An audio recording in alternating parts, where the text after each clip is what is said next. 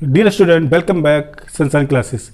Student, आज का topic है डायरेक्ट टू इनडायरेक्ट नेशन का थर्ड पार्ट इम्परेटिव सेंटेंस, यानी कि प्रभावशाली वाक्य। स्टूडेंट, सबसे पहले मैं आप लोगों को ये पढ़ाऊंगा कि व्हाट इज इम्परेटिव सेंटेंस, कि इम्परेटिव सेंटेंस होता क्या है, काइंड्स ऑफ इम्परेटिव सेंटेंस कितने प्रकार के डायरेक्ट टू इनडायरेक्ट में यूज किए जाते हैं, एंड इम्पोर्टेंट ट्रिक यानी कि इसके रूल्स एंड इम्पोर्टेंट एग्जाम्पल्स और इसके मेथड उदाहरण इस वाइट बोर्ड पर मैं लिख कर दिखाऊंगा। तो स्टूडेंट, इस वीडियो को आप एंड तक देखना, साथ साथ में इस वीडियो को शेयर, लाइक और सनशाइन चैनल को सब्सक्राइब और बेल आइकन को क्लिक करना बिल्कुल मत भूलना, जिससे कि आने वाली वीडियो आपको सही समय पर उपलब्ध होती रहे। तो स्टूडेंट, स्टार्ट करते हैं इम्परेटिव सेंटेंस।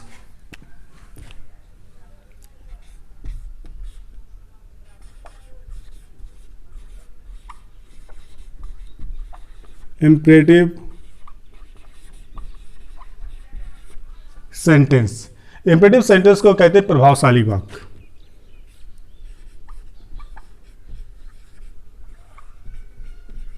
प्रभावशाली वाक्य यानी कि जो प्रभावित करें। इम्परेटिव से बना इम्प्रेशन यानी कि दूसरों को प्रभावित करना, तो इसीलिए कहते हैं इसको प्रभावशाली वाक्य। तो सबसे पहले हम पढ़ते हैं कि व्हाट इज इम्परेटिव सेंटेंस, कि इम्परेटिव सेंटेंस होता क्या है। स्टूडेंट, सेंटेंस बनाने के लिए हमको तीन चीज़ों की आवश्यकता होती है, ओनली 3। नंबर 1 यस यानी कि subject, number 2 verb and other word अन्य शब्द। तो सबसे पहले आवश्यकता होती है सब्जेक्ट की, वर्ब की और अदर वर्ड की। सब्जेक्ट मीन्स होता है कर्ता, वर्ब माने क्रिया, अदर वर्ड माने हमारे ऑब्जेक्ट वगैरह में आ जाते हैं। तो जैसे कि एक सेंटेंस है, दे ओपन द डोर। स्टूडेंट, ये सेंटेंस हमारा हो गया असर्टिव सेंटेंस। इसमें सब्जेक्ट दिया जा रहा, वर्ब दी जा रही और अदर वर्ड दी जा रही। अब हमको चेंज करना इम्परेटिव सेंटेंस में। स्टूडेंट, इम्परेटिव सेंटेंस की एक खास पहचान होती है कि इम्परेटिव सेंटेंस के बाद हमेशा वर्ब से प्रारंभ होते हैं, यानी कि वर्ब की फर्स्ट फॉर्म से प्रारंभ होंगे। इसके बाद इसमें ऑब्जेक्ट दिया जाएगा, इसमें सब्जेक्ट नहीं दिया जाएगा, यानी कि सब्जेक्ट इसमें हाइड रहता है, यानी कि छिपा हुआ रहता है। तो सबसे पहले इसमें इस असर्टिव सेंटेंस को हम चेंज करेंगे इम्परेटिव सेंटेंस में। आप लोग इस पर ध्यान देना और साथ साथ में अपनी कॉपी पर नोट करते चलना। जब तक आप अपनी कॉपी पर नोट नहीं करोगे तब तक कि वीडियो देखने से कुछ नहीं होगा, आपकी स्टडी में कोई फ़ायदा नहीं मिलेगा। साथ साथ में वीडियो को देखते समय आप अपनी कॉपी पर अपने नोट्स और इसके दिए जाने वाले ट्रिक और एग्जाम्पल को नोट करते चलें, जिससे कि आपकी स्टडी में कोई दिक्कत ना आए, क्योंकि हमको स्टडी करना है। तो सबसे पहले हमको इस असर्टिव सेंटेंस को इम्परेटिव सेंटेंस में चेंज करना है। तो हमने शुरुआत में बताया था कि इम्परेटिव सेंटेंस के बाद हमेशा वर्ब से प्रारंभ होते हैं, यानी कि वर्ब की फर्स्ट फॉर्म से। तो इसमें हमको क्या गायब करना पड़ेगा, सब्जेक्ट गायब कर दिया। जब सब्जेक्ट यहां से गायब हो गया तो इसमें भी सब्जेक्ट गायब हो जाएगा। अब ये क्या हो गया, imperative sentence open the door, और वर्ब की फर्स्ट फॉर्म से ये प्रारंभ हो रहा है, ओपन द डोर, दरवाजा खोलो। तो कौन खोले, इसमें ऑब्जेक्ट जो होता है, सब्जेक्ट जो होता है वो छिपा रहता है, हाइड रहता है, और सब्जेक्ट क्या होता है, छिपा हुआ, यू। यानी कोई भी सेंटेंस इम्परेटिव सेंटेंस आप बोलिए, शट द डोर, दरवाजा बंद करो, तो कौन करे बंद, you, second person. Open the door, दरवाजा खोलो, तो कौन खोले, सेकंड पर्सन, यू, यानी तुम। तो ये सब क्या होता है कि इम्परेटिव सेंटेंस हमेशा वर्ब से प्रारंभ होते हैं, इसमें सब्जेक्ट नहीं दिया जाता है, और जो भी सब्जेक्ट होता है वो हाइड होता है सब्जेक्ट। तो ये हाइड सब्जेक्ट हमारा कौन सा हुआ, यू। तो स्टूडेंट, इतना तो आपको समझ आ गया। यानी बहुत से सेंटेंस में बन जाएंगे ऐसे कि beat a child,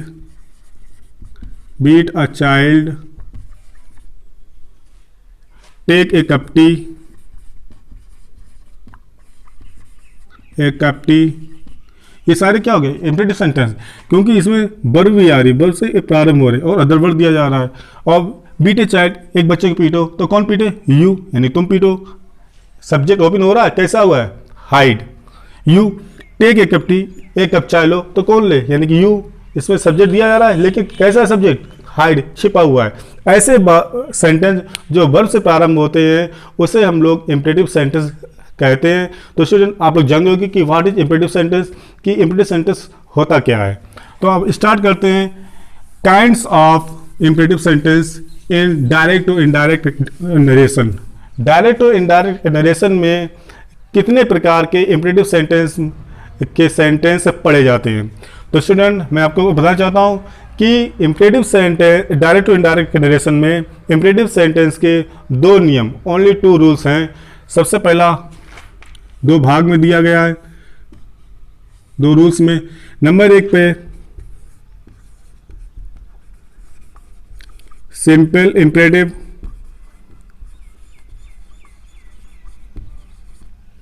number 2 let imperative.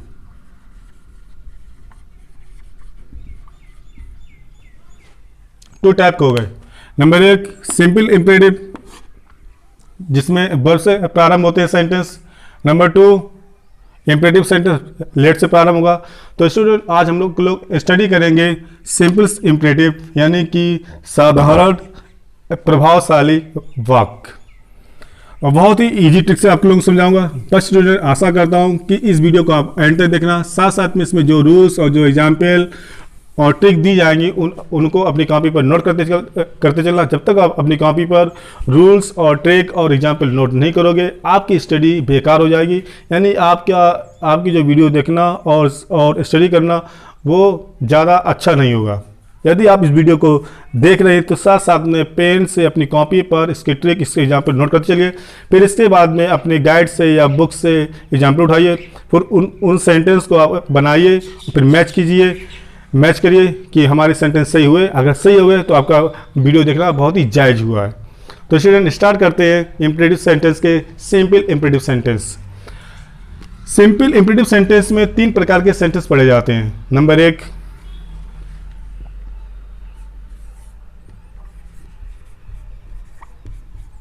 आज्ञा, जैसे दिया आता है ऑर्डर्ड या कमांडेड।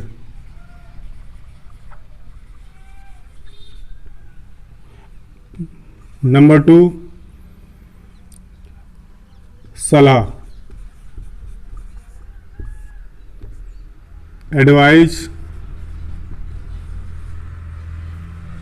एडवाइज्ड या सजेस्टेड।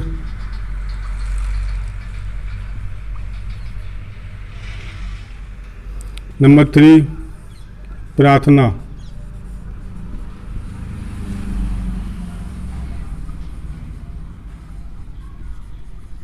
रिक्वेस्टेड या बेगेड।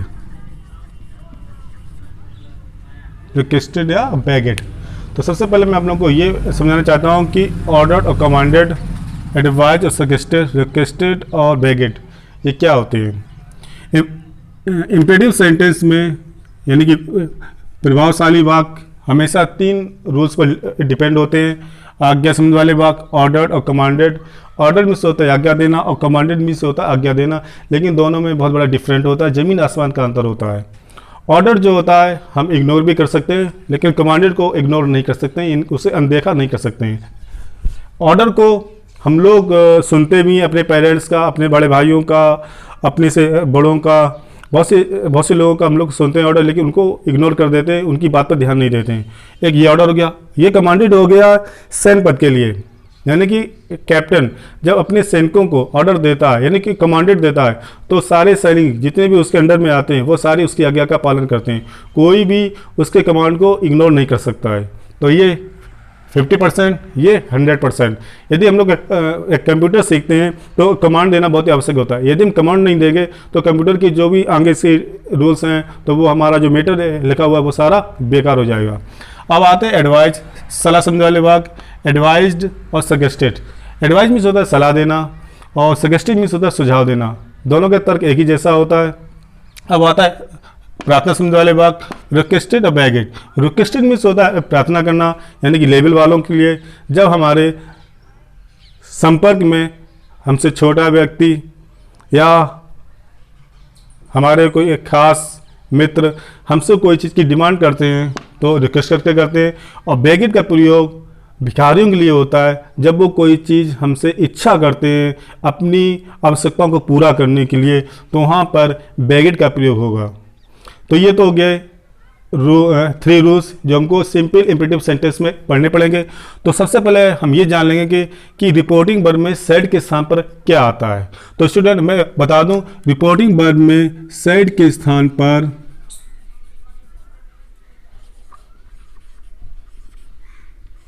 इन सारी चीज़ों का प्रयोग होता है: ordered, commanded, advised, suggested, requested और बेगेड। और सेकेंड है इन्वर्टेड कामा को हटाने पर, फर्स्ट। नंबर 2, इन्वर्टेड कामा को हटाने पर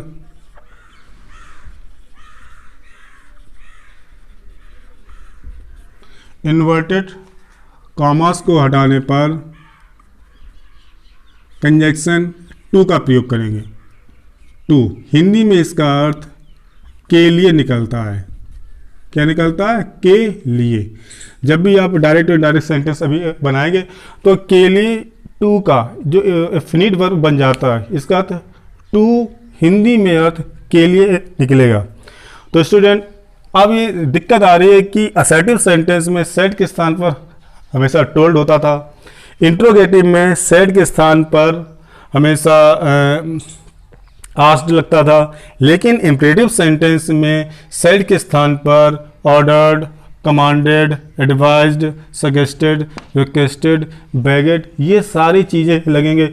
ये तो आपके समझ से बाहर होगा, लेकिन स्टूडेंट मैं बताना चाहता हूँ कि सेड रिपोर्टिंग वर्ब में सेड जब चेंज होगा जब रिपोर्टेड स्पीच का भाव क्या होता है।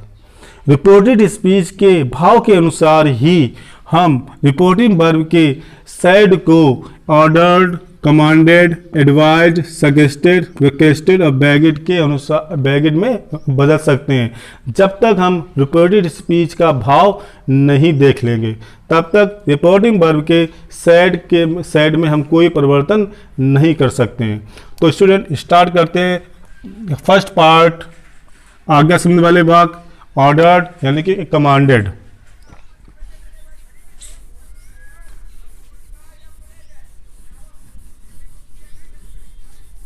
फर्स्ट पार्ट, सेड के स्थान पर ऑर्डर्ड या कमांडेड का प्रयोग करेंगे जब रिपोर्टेड स्पीच में आज्ञा का भाव निकलता हो।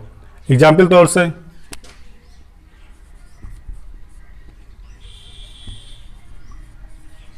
Teacher said to me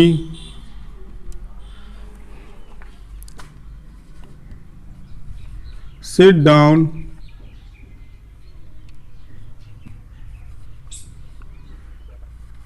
and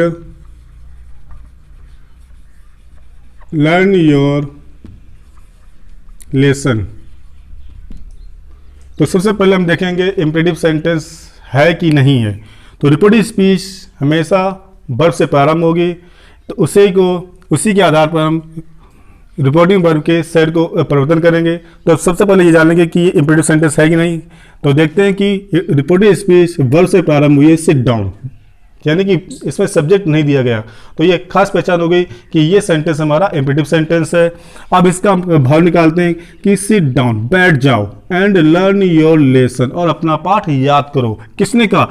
teacher ने। सेड माने कहा, मी माने मुझसे, टीचर ने मुझसे कहा कि सिट डाउन, बैठ जाओ, एंड लर्न योर लेसन और अपना पाठ याद करो।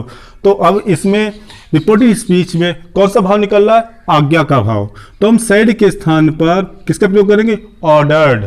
कमांडेड का प्रयोग नहीं होगा, ऑर्डर्ड का प्रयोग होगा, क्योंकि कभी कभी हम लोग टीचर की ऑर्डर को इग्नोर भी कर देते हैं। तो इसीलिए इसमें किसका प्रयोग होगा? ऑर्डर्ड का प्रयोग। तो बनेगा teacher ordered me, inverted comma घटाने पर to sit down and learn. Your change होगा मी के अनुसार, योर सेकेंड पर्सन है, मी फर्स्ट पर्सन है, योर पॉसिव प्रोनाउन है और मी ऑब्जेक्ट रूम में, तो मी का पॉसिव प्रोनाउन क्या हुआ, माई लेसन। Sentence complete. क्योंकि रिपोर्टेड स्पीच के भाव के अनुसार ही हम रिपोर्टिंग वर्ब के सेड को चेंज कर देंगे। क्योंकि यदि रिपोर्टेड स्पीच में आज्ञा का भाव निकलता है तो ऑर्डर्ड या कमांडेड प्रयोग करेंगे। तो second example,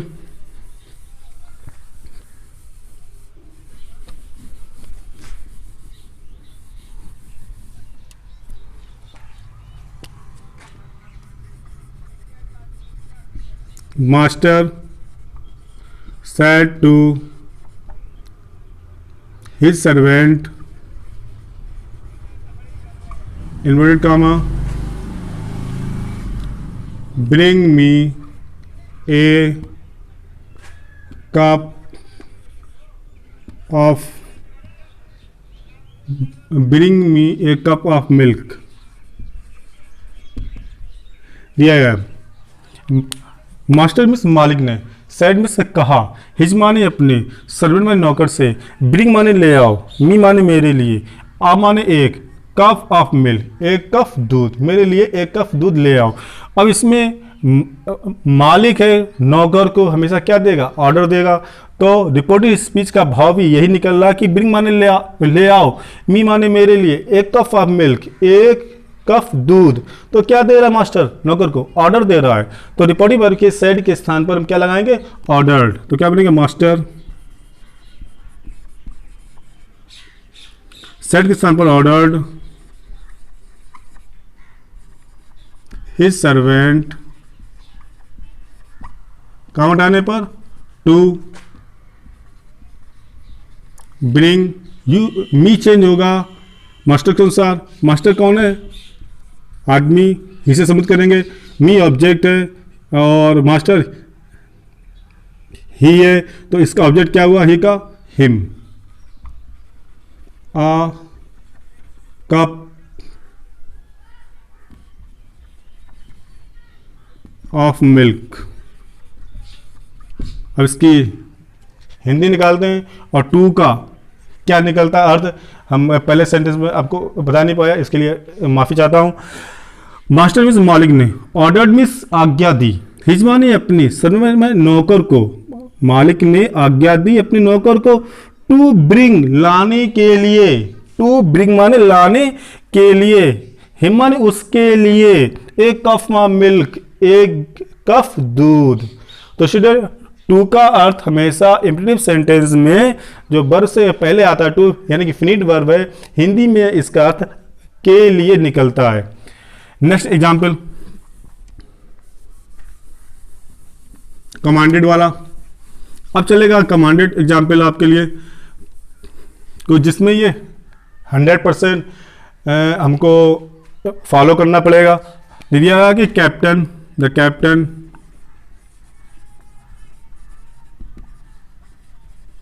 said to his soldier, shoot the fire, shoot the fire, shoot the fire, गोली चलाओ। द कैप्टन मीन्स कप्तान ने, सेड माने कहा, हिज माने अपने, सोल्जर माने सैनिकों से, शूट द फायर गोली चलाओ। अब कैप्टन जो आज्ञा देगा वो क्या होगा, कमांडेड होगा, क्योंकि इसमें कोई भी सोल्जर्स इनके ऑर्डर को या इनके कमांड को इग्नोर नहीं कर सकता, उसे अनदेखा नहीं कर सकता है। ऑर्डर को तो हम अनदेखा भी कर सकते हैं लेकिन कमांडेड को अनदेखा नहीं कर सकते, क्योंकि ये सेंड ऑर्डर है यानी कि कमांडेड है, इसको फॉलो करना 100% है। तो इसमें क्या हो जाएगा, सर के स्थान पर कमांडेड, तो बनेगा द कैप्टन कमांडेड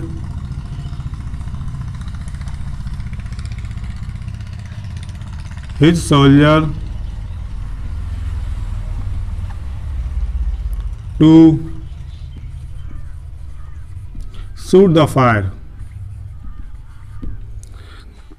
हिंदी निकालता हूं, कैप्टन कप्तान ने, कमांडेड आज्ञा दी, हिज माने अपने, सोल्जर में सैनिकों को, टू के लिए, शूट द फायर गोली चलाने के लिए, यानी कि एक कैप्टन ने अपने सैनिकों को गोली चलाने के लिए आज्ञा दी। तो स्टूडेंट आशा करता हूँ कि ये आज्ञा संबंधी वाले वाक्य आपको समझ में आए होंगे। अब चलता है सेकंड पार्ट, एडवाइज, सलाह संबंधी वाले वाक्य।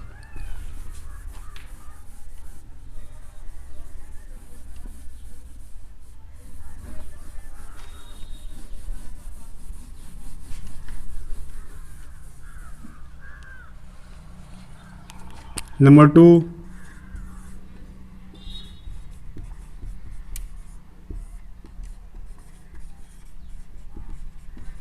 एडवाइज्ड या suggested.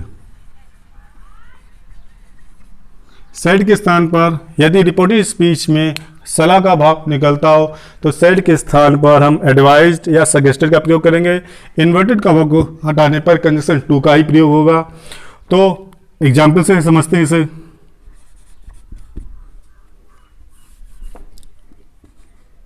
My father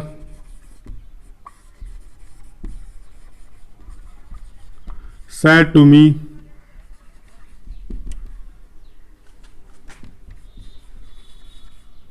help the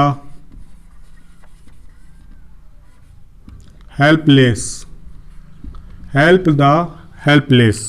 my father मेरे पिता ने, सेड माने कहा, मी माने मुझसे, हेल्प द हेल्पलेस असहायों की सहायता करो, गरीबों की सहायता करो। तो क्या दे रहा है इसमें, सलाह का भाव निकल रहा है। हेल्प द हेल्पलेस असहायों की मदद करो। तो क्या भाव निकल रहा है, सलाह का भाव, यानी कि इंस्पायरेशन, प्रेरणा दे रहा है। और जब भी रिपोर्टेड स्पीच में सलाह का भाव निकलता हो तो सेड के स्थान पर हम एडवाइस का प्रयोग करेंगे। तो बनेगा sentence, my father advised me, condition number 2, help the helpless. Hindi निकालता हूँ इसकी। माई माने मेरे, फादर से पिता ने, एडवाइस में सलाह दी, मी माने मुझे, टू हेल्प सहायता करने के लिए, द हेल्पलेस माने असहायों की, मेरे पिताजी ने मुझे असहायों की सहायता करने के लिए सलाह दी। टू का अर्थ क्या निकल रहा, के लिए। एक और example,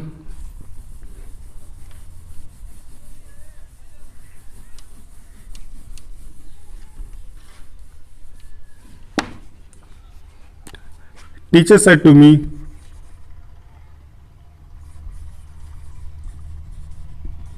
said to me, inverted comma, work hard।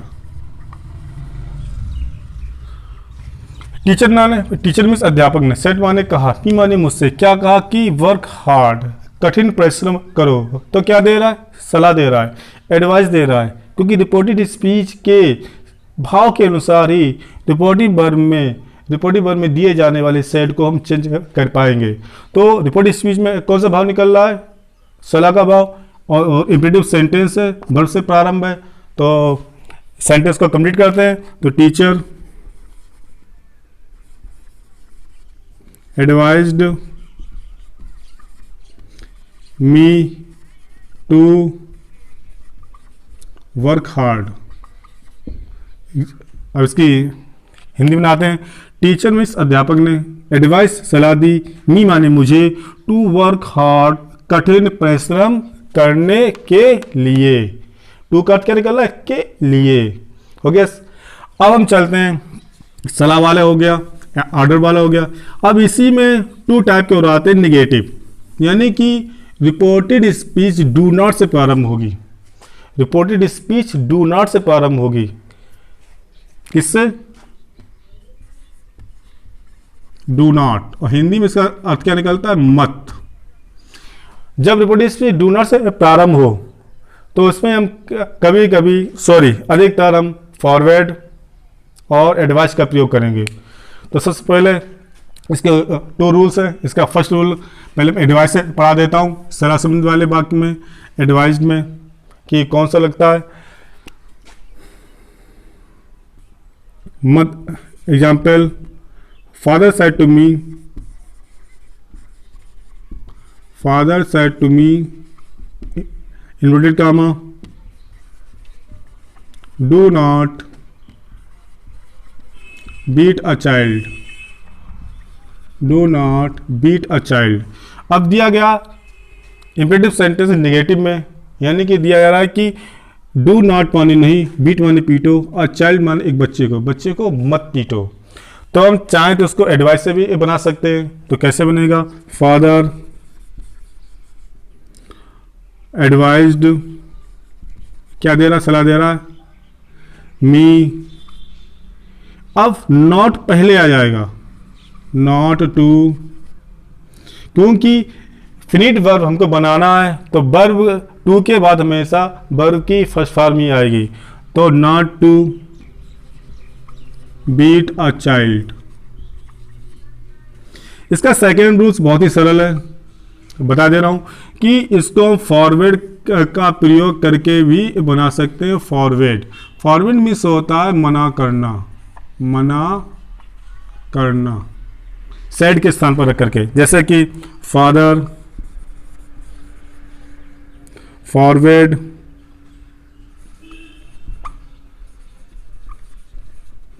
मी। यहां पर डू गायब हो जाएगा, तो इसमें नॉट भी गायब हो जाएगा, क्योंकि फॉरवर्ड मीन्स होता है मना करना। तो नॉट का प्रयोग डबल प्रयोग नहीं होगा, क्योंकि एक बार मना हो चुका है। तो क्या करेगा? टू वर्ब की first form, beat a child बन गया। अब हिंदी निकालते हैं। फादर मीन्स पिता ने, फॉरवर्ड मना किया, मी माने मुझे, टू बीट अ चाइल्ड एक बच्चे को पीटने के लिए, यानी कि पिताजी ने मुझे एक बच्चे को पीटने के लिए फॉरवर्ड माने मना किया। इसमें फादर मीन्स पिता ने एडवाइज्ड सलाह दी, मी माने मुझे, नॉट माने नहीं, टू बीट माने पीटने के लिए, चाइल्ड माने एक बच्चे को पीटने के लिए, ना पीटने के लिए सलाह दी, यानी कि एक बच्चे को मत पीटो। एक और एग्जाम्पल लेकर के चलते हैं।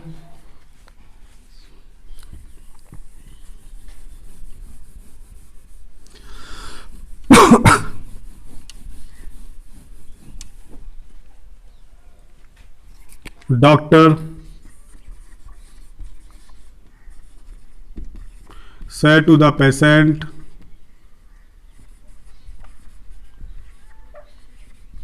inverted comma, do not take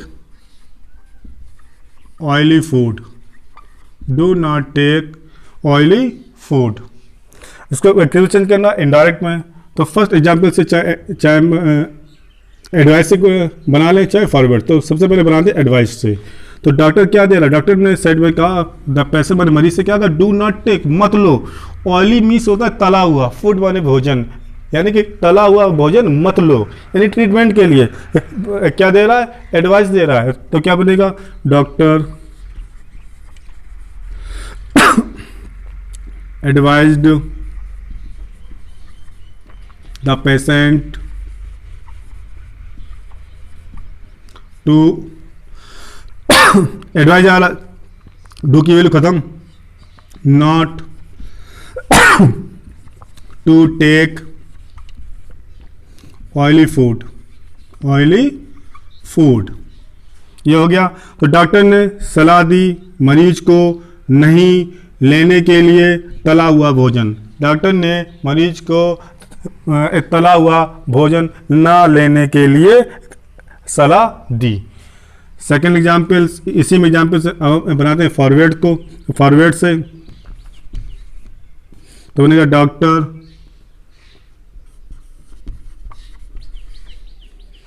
forward the patient to take oily food, Hindi में आते हैं। डॉक्टर ने मना किया पेशेंट मीन्स मरीज को, टू टेक ऑयली फूड तला हुआ भोजन लेने के लिए, यानी डॉक्टर ने मरीज को तला हुआ भोजन लेने के लिए मना किया। तो ये हो गए आपके नेगेटिव इंपेरेटिव सेंटेंस में। अब चलता है थर्ड पार्ट, इसका प्रार्थना संबंध वाले वाक्य।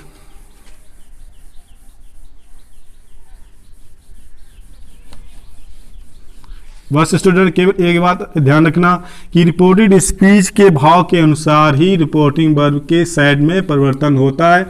यदि रिपोर्टेड स्पीच में ऑर्डर का भाव हो तो आज्ञा का भाव हो तो ऑर्डर या कमांड, सलाह का भाव हो तो एडवाइज्ड, नेगेटिव हो तो फॉरवर्ड या एडवाइस और नॉट टू का प्रयोग करेंगे। अब चलेगा आपका थर्ड पार्ट, प्रार्थना सुनने वाले वाक्य।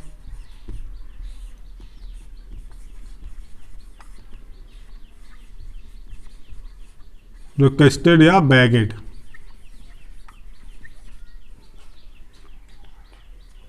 रिक्वेस्टेड या बेगेड। रिक्वेस्टेड 3 चीज़ों के ऊपर डिपेंड होता है, सर, प्लीज और काइंडली। यदि रिपोर्टेड स्पीच में ये 3 वर्ड्स आ जाएं, सर, प्लीज, काइंडली, तो आप ये जान लेना कि ये प्रार्थना संबंधी वाले वाक्य हैं। तो आराम से आप सैड के स्थान पर रिक्वेस्ट का प्रयोग कर दो, यानी कि आराम से कर दो, इसमें कोई दिक्कत नहीं है। जैसे एग्जाम्पल से, Mohan said to his teacher, Mohan said to his teacher, inverted comma, sir, give me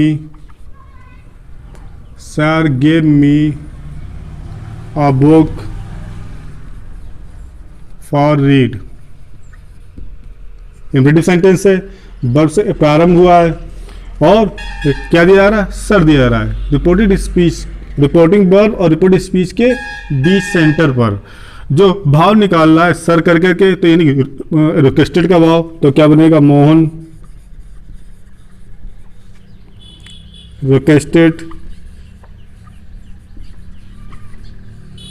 his teacher to, inverted comma आने पर टू। जैसे ही हमने रिक्वेस्टेड का भाव यहाँ पर रखा, वैसे ही सर की वैल्यू खत्म। गिव मी चेंज करोगे मोहन के अनुसार, तो क्या होगा, him a book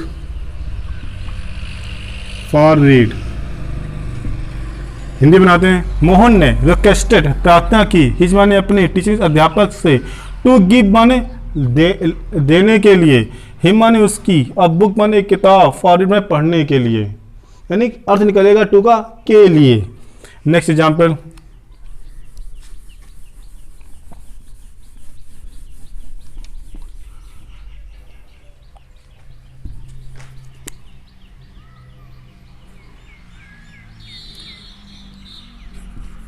he said to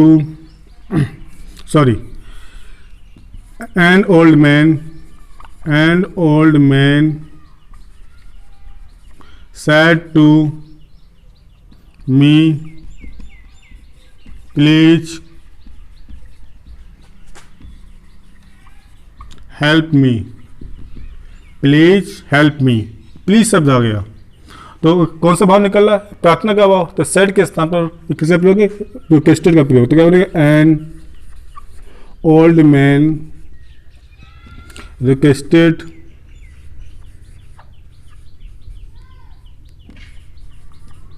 me, count आने पर टू, प्लीज की वैल्यू खत्म, जैसे ही हमने रिक्वेस्टेड रखा सेट के स्थान पर, वैसे ही प्लीज की वैल्यू खत्म। हेल्प, मी चेंज करोगे एन ओल्ड मैन के अनुसार, ही के अनुसार क्या होगा, हिम। एंड ओल्ड मैन, एक बूढ़े व्यक्ति ने प्रार्थना की मुझसे उसकी मदद करने के लिए, नेक्स्ट एग्जाम्पल, बैगेड वाला,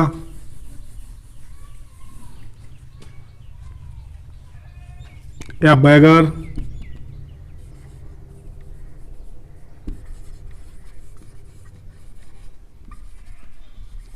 said to me,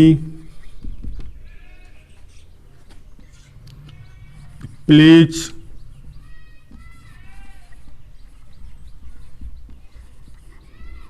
give me some food for eat, please give me some food for eat. अब बेगर ने मुझसे कहा, अब बेगर जो कहा बेगर ने, वो तो एक गिड़लाकर कहेगा। जो लोग हमसे हेल्प चाहते हैं, हमारे लेवल के या हमारे रिलेशन में या हमारे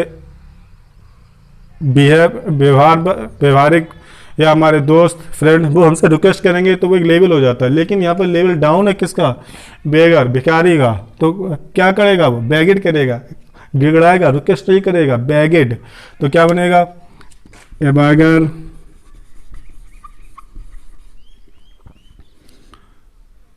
बेगेड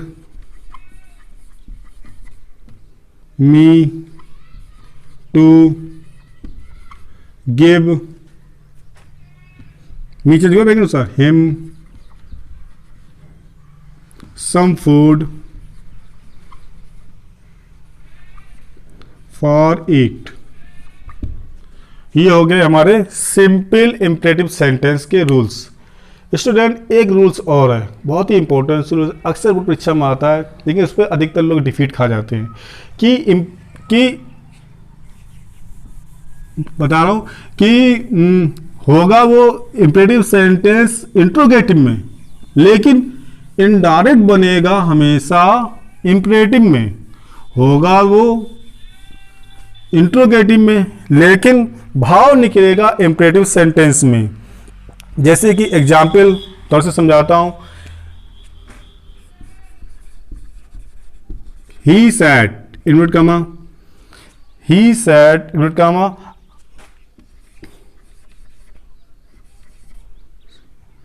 could I use your pen? Could I use your pen? He said, उसने कहा, could I use your pen? यानी कि क्या मैं आपका पेन प्रयोग कर सकता था। तो कौन सा भाव निकल रहा है? रिक्वेस्ट का भाव निकल रहा है, रिक्वेस्टेड का भाव निकल रहा है। तो इसे देखने में तो इंट्रोगेटिव सेंटेंस, लेकिन बनेगा किसने? इम्परेटिव सेंटेंस में। अब इम्परेटिव सेंटेंस बनेगा तो रूल्स भी इम्परेटिव सेंटेंस के बनेंगे। सेड के स्थान पर रिक्वेस्टेड हो जाएगा और इनवर्ट काउंट आने पर टू आएगा। लेकिन इंट्रोगेटिव का जो ये रिपोर्टिव स्पीच दी जा रही है वो इम्परेटिव में ही चेंज होगी, यानी वर्ब से प्रारंभ होगी। जैसे कि he requested to use your, change होगा यहां पे मी होगा, हाइड तो माई पेन। ही माने उसने रिक्वेस्टेड प्रार्थना की मुझसे टू यूज माई पेन, मेरा पेन प्रयोग करने के लिए। Next example.